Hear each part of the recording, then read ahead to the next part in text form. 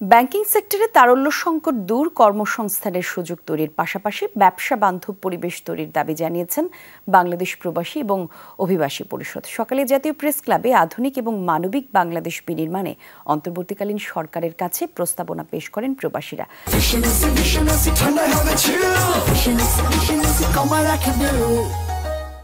তাগিদ প্রবাসীদের জন্য আলাদা কমিশন গঠনের, ভোটাধিকার নিশ্চিত, তাদের মরদেহ সরকারি খরচে দেশে আনার ব্যবস্থা করা সহ পেনশন স্কিম চালুর দাবি জানান তারা। বলেন, মধ্যপ্রাচ্য সহ যেসব দেশে প্রবাসীরা সরকার পতনের আন্দোলন করে ক্ষতিগ্রস্ত হয়েছেন তাদের ক্ষতিপূরণ এবং পুনর্বাসনের ব্যবস্থা করতে হবে।